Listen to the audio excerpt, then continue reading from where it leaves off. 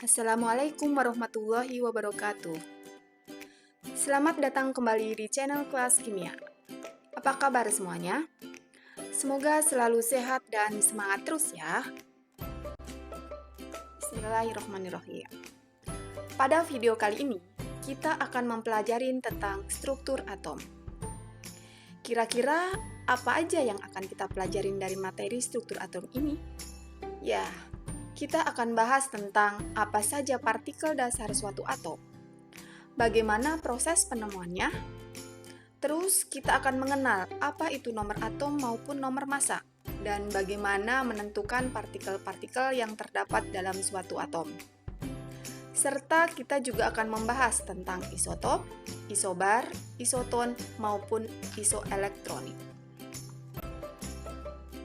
Di video sebelumnya, kita telah mempelajari tentang teori atom, di mana atom bukanlah partikel terkecil, tetapi di dalamnya terdapat partikel subatom yang terdiri atas proton, elektron, dan neutron. Proton terletak di dalam inti atom dengan muatan positif, neutron juga terdapat dalam inti atom dengan muatan netral, sedangkan elektron terletak pada kulit-kulit atom dengan muatan negatif. Nah, sekarang kita akan membahas bagaimana partikel dasar atom tersebut ditemukan. Yang pertama adalah elektron. Ya, elektron ditemukan oleh J.J. Thomson melalui percobaan tabung katoda dari William Crookes. Hasil percobaan Thomson antara lain menunjukkan bahwa sinar yang keluar dari elektroda negatif atau katoda menuju ke elektroda positif yang disebut sebagai anoda disebut sebagai sinar katoda. Sinar katoda ini merupakan partikel karena dapat memutar baling-baling yang diletakkan di antara katoda dan anoda. Karena sinar tersebut dibelokkan oleh medan listrik atau medan magnet ke arah kutub positif, maka dapat disimpulkan bahwa sinar katoda merupakan penyusun atom yang bermuatan negatif yang kemudian disebut dengan elektron. Selanjutnya adalah proton.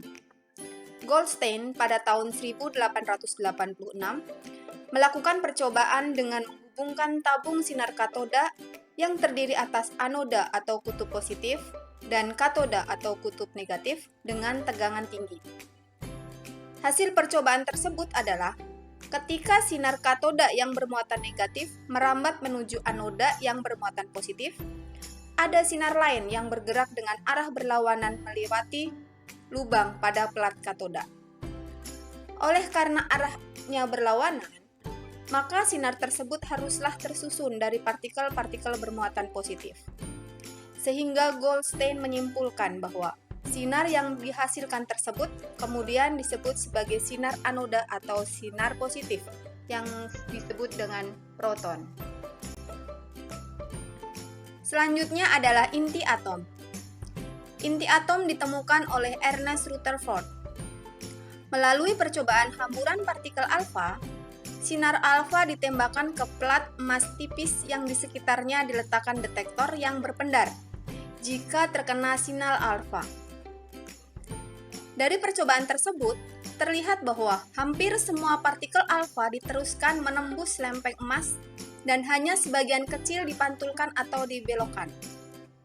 Sehingga Rutherford mengambil kesimpulan bahwa sebagian besar ruang di dalam atom adalah ruang hampa, karena sebagian sinar alfa diteruskan. Terdapat bagian kecil tetapi padat dalam atom yang disebut dengan inti atom, karena ada sedikit sinar alfa yang dibelokkan atau dipantulkan. Dan muatan inti atom sejenis dengan muatan alfa, yaitu positif. Yang terakhir adalah neutron. Neutron ditemukan oleh James Chadwick pada tahun 1932 melalui percobaan penembakan partikel alfa ke dalam inti atom. Dan hasil percobaannya adalah penembakan partikel alfa ke plat berilium menghasilkan suatu radiasi yang tidak bermuatan. Apabila materi padat yang mengandung banyak hidrogen, dalam hal ini parafin, ditempatkan sebagai penghalang, maka radiasi tersebut akan mengakibatkan proton dalam atom hidrogen terlempar keluar. Sehingga Goldstein berkesimpulan bahwa radiasi yang tidak bermuatan mengandung partikel-partikel tidak bermuatan yang memiliki massa hampir sama dengan massa proton, yaitu neutron. Nah, gimana? Insya Allah sudah paham ya tentang penemuan-penemuan partikel dasar atom. Selanjutnya kita akan belajar tentang lambang dari suatu atom. Apakah kalian sudah pernah melihat tabel periodik unsur seperti ini? Nah, tabel ini berisi tentang kurang lebih 108 unsur-unsur yang terdapat di alam. Di dalam tabel periodik unsur, terdapat kotak-kotak di mana setiap kotaknya terdapat simbol huruf dan angka-angka. Apakah arti semua angka dan huruf-huruf tersebut? Nah, mari kita bahas tentang lambang atau notasi dari suatu atom. Pada lambang ini, A merupakan nomor massa atau dalam bahasa Inggris disebut mass number atau nucleo number.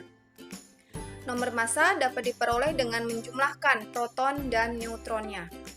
Sementara jumlah neutron dapat dicari dengan mengurangi nomor massa dengan jumlah proton. Selanjutnya, X merupakan lambang atom atau unsur. Sedangkan Z adalah nomor atom yang menunjukkan banyaknya jumlah proton. Dan jumlah proton ini sama dengan jumlah elektron untuk atom netral. Untuk lebih jelasnya, mari kita lihat contoh soal berikut. Tentukan jumlah proton, elektron, dan neutron dari atom kalium. Seperti yang sudah dijelaskan sebelumnya, jumlah proton didapat dari nomor atomnya, sehingga jumlah proton adalah 19. Kemudian jumlah elektron sama dengan jumlah proton, sehingga nilainya sama dengan 19 juga. Dan untuk menentukan jumlah neutron, diperoleh dengan cara nomor massa dikurangi dengan jumlah proton yang akan didapatkan hasil 40 dikurangi 19, yaitu 20.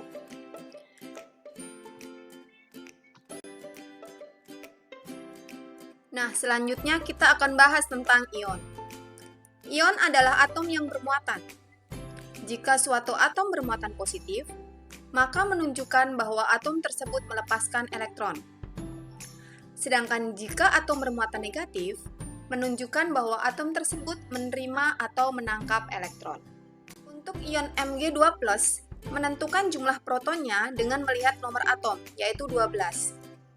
Sedangkan jumlah elektronnya berkurang 2. Kenapa? Karena Mg bermuatan positif 2, yang artinya magnesium tersebut melepaskan elektron sebanyak 2. Sehingga jumlah elektronnya adalah 12 dikurangi 2 sama dengan 10.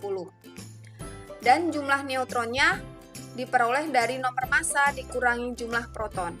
Hasilnya 24 dikurangi 12, yaitu 12. Ingat ya, pada ion, yang berubah hanyalah jumlah elektron, sementara jumlah proton dan neutronnya tetap. Dan untuk ion O2-, ini merupakan ion negatif, jumlah protonnya sama dengan 8, tetap. Kemudian, jumlah elektronnya itu bertambah 2. Kenapa? Karena untuk ion negatif, ion O2- akan menerima 2 elektron. Dan jadi jumlah elektronnya adalah 8 plus 2, sama dengan 10. Sementara jumlah neutronnya tetap, yaitu nomor massa dikurangi nomor atom, 16 dikurangi 8 sama dengan 8. Baiklah, selanjutnya kita akan mempelajari tentang isotop, isobar, isoton, dan isoelektronik. Isotop adalah 2 atau lebih unsur yang sama, yang memiliki nomor atom sama, tetapi nomor massa yang berbeda. Contohnya adalah sebagai berikut. 2 atom karbon ini memiliki nomor atom, yaitu yang di bagian bawah, sama, yaitu 6, tetapi nomor massanya berbeda. Itu yang dinamakan dengan isotop. Kemudian isobar adalah atom dari 2 atau lebih unsur yang berbeda, yang mempunyai nomor massa sama, tetapi nomor atom berbeda. Contohnya untuk atom karbon dan nitrogen berikut ini. Atom karbon dan nitrogen sama-sama mempunyai nomor massa 14, sementara nomor atomnya berbeda. Isoton adalah atom dari dua atau lebih unsur yang berbeda yang mempunyai jumlah neutron yang sama. Contohnya adalah atom karbon dan atom nitrogen berikut. Atom karbon mempunyai jumlah neutron 13 kurangi 6 sama dengan 7. Sementara atom nitrogen juga memiliki jumlah neutronnya 14 kurangi 7 sama dengan 7. Selanjutnya adalah isoelektronik, yaitu atom dari dua atau lebih unsur yang berbeda yang mempunyai jumlah elektron yang sama. Contohnya adalah atom neon dan ion oksigen berikut. Atom neon memiliki jumlah elektron 10 ditunjukkan oleh nomor atom, sedangkan ion oksigen memiliki jumlah elektron 8 ditambah 2 sama dengan 10. Oke, alhamdulillah materi kali ini sudah selesai. Dan selanjutnya ada tugas yang harus kalian kerjakan. Unduh LKPD dan upload hasilnya di Google Classroom. Dan untuk video selanjutnya, kita akan mempelajari tentang konfigurasi elektron. Dan jangan lupa klik tombol like, subscribe, dan loncengnya ya, karena Ibu bakal update segala materi kimia di channel ini. Terima kasih dan selamat belajar!